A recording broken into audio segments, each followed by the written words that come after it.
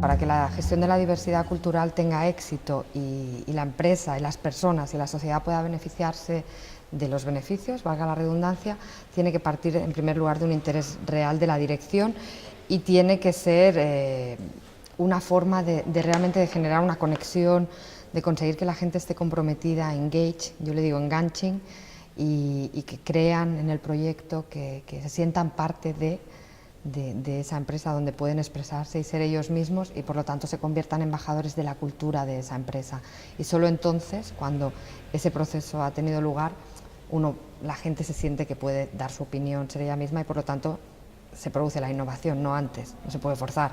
Tú innova, no, eso no se puede. ¿Cuáles son los principios de una gestión adecuada de la diversidad cultural en las empresas? Pues el primero es entender que es difícil, que es un camino difícil, que no nada es gratis en esta vida y gestionar personas tampoco. Y ese es el primer paso, y entender que la gestión de la diversidad cultural es un concepto muy amplio, que es tridimensional, va mucho más allá de las diferencias visibles, incluye las no visibles de las personas y sobre todo la interacción entre la persona y el entorno, que esa es la más rica y que implica trabajar diferente, y sobre todo que ese proceso, ese cambio de chip requiere un apoyo a las personas y un proceso que nosotros nos gusta llamarlos hablar, hacer y gritar. O sea, hablar con las personas, implicar crear un canal de comunicación donde la gente pueda expresar sus necesidades, sus ideas, cómo son, hacer, porque la empresa tiene que comprometerse obviamente a crear ese entorno inclusivo, y por último gritar, compartir con el mundo entero, con la sociedad y con los principales stakeholders, porque esa empresa es especial, no porque es la mejor, sino lo que hace mejor, cuál es esa cultura. ¿Y ves que existe predisposición por parte de las empresas?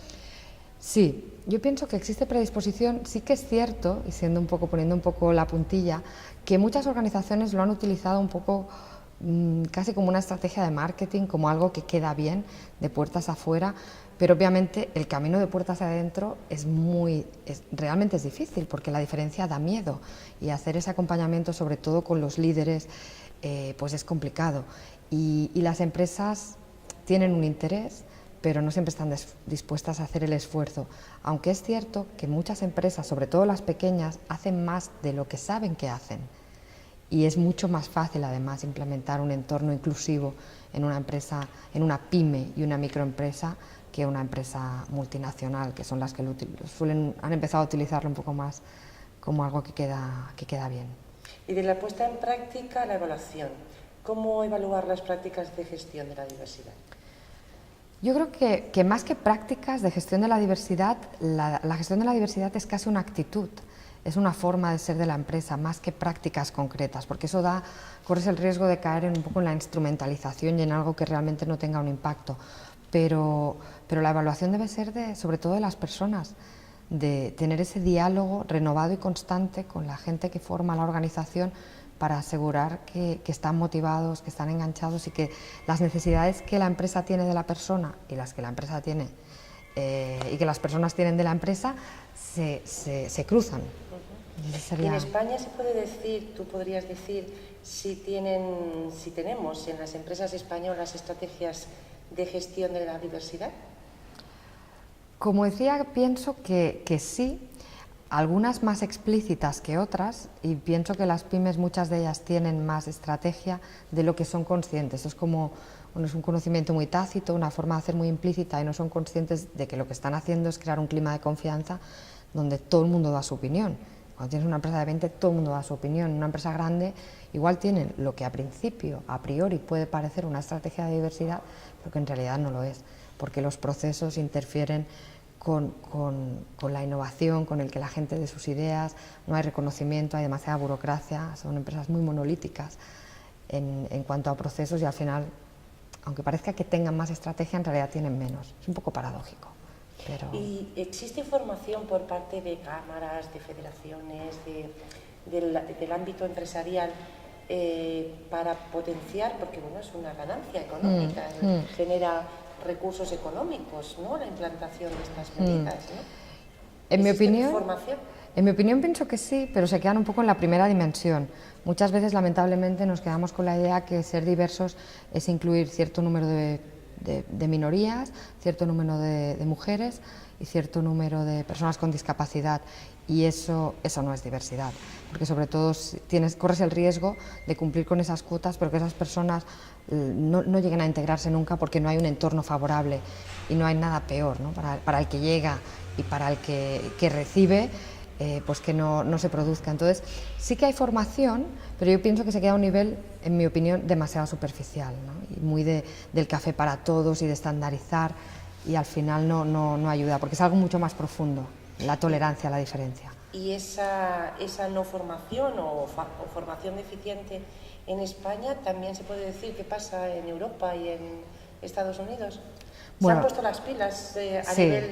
a nivel internacional en cuanto a formar en este ámbito, ¿no? Sí, lamentablemente España, como siempre, va a la cola de muchas cosas, siendo un país donde yo pienso, sobre todo aquí en Andalucía, que probablemente seamos mucho más diversos que otros en algunos sentidos, pero en España vamos, primero en Europa, vamos como 15 años por detrás de Estados Unidos, donde ya existían Chief Diversity Officers hace bastantes años, y lo que allí tuvo lugar en el 75 más o menos, donde realmente se plantearon, oye, todas estas políticas de forzar a las empresas, de crear cuotas, no funciona, esto se queda un poco en medidas de maquillaje. Entonces se plantearon una mayor seriedad que ha tenido frutos, y algo similar ha pasado en Europa 15 años más tarde, y en España pues aún no se le da la prioridad que debería dársele, sobre todo en un momento como este, cuando tenemos que hacer más con menos, y necesitamos de la creatividad, de la innovación, del talento y del compromiso de nuestra gente más que nunca. Sin embargo, en España aún existe la mentalidad, a diferencia de, por ejemplo, los países nórdicos o anglosajones, de que no hay tiempo para estas cosas, de que esto de las personas, esto es la motivación, aquí el ordeno y mando, el divide y vencerás. Y lamentablemente, pues yo creo que hace falta un cambio generacional a nivel de altos directivos. Algunos. De altos, de medios también son Bueno, importantes. si cambias los altos, los medios probablemente cambien. En el fondo los medios son un reflejo de los altos y solo tenemos que ver las noticias. ¿Qué experiencias positivas has tenido en este campo, en lo que es tu trayectoria profesional, que ha sido dilatada en los últimos años? ¿Qué experiencias en este terreno has visto como muy interesantes o posibilitadoras de un cambio? Pues he visto... Fíjate, mencionaré una empresa, además una empresa que empezó siendo local, una empresa industrial, que después de 4 años en pérdidas, pues tuvo que hacer una reestructuración muy fuerte. En España, en un pueblecito de Cataluña, era donde producían toda la producción para Europa, y había familias que trabajaban juntos, o sea, fue realmente una reestructuración laboral y emocional. La persona que vino era una persona de fuera de España, holandés. Tenía muy claro lo que iba a hacer. Por ejemplo, pasó una encuesta a los empleados en el mismo momento de la reestructuración, porque tenía muy claro que una encuesta no es para salir bien en la foto, a diferencia de lo que suele pasar en la cultura española. Después de eso hicimos unos focus groups, que los hice yo, una persona externa, donde a todo el mundo, en el fondo no le decíamos que era para eso, pero eran de apoyo, de decir, bueno, nos hemos quedado estos, de apoyar a la gente en ese momento difícil, porque tenía que pasar de ser una empresa local, a ser una empresa global, a que venían personas que hablaran inglés, que se implantaran nuevos procesos, o sea, fue una transformación radical. Además, en esa empresa industrial he visto más diversidad que diversidad visible, aparte de esta cultura inclusiva que él ha impulsado, presidente. He visto personas de diferentes nacionalidades, de diferentes razas, y he visto personas sordas. Y él, cuando va y comunica a todo el mundo, llevan un intérprete. Yo he presentado muchas empresas, incluso del IBEX 35, y nunca he visto ningún intérprete, ni diversidad visible tan siquiera. Esta empresa hoy, además, él comunicó muy transparentemente cuál era la estrategia, y en 3 años esta empresa, con la que está cayendo, está estable y está en expansión, podemos decir, en crecimiento, a pesar de todo, y la satisfacción de los empleados, que la hemos vuelto a medir, pues ha incrementado, se ha doblado o triplicado. Y la gente, de pasar de estar tristes y sufriendo a estar encantados, enganchados. Probablemente, además, este presidente se ha promocionado mundialmente y tiene mucha pena de que se vaya, cuando al principio no lo querían. Y eso es un claro ejemplo de realmente crear una cultura inclusiva, luchar por una manera de hacer, por una transparencia, e implicar a todo el mundo en esa. En ese cambio. Eres autora de un libro que acaba de salir, Gestión de la diversidad cultural en las empresas. ¿Qué futuro ves para la gestión de la diversidad en zonas transfronterizas como, por ejemplo, en la que nos encontramos, en Andalucía?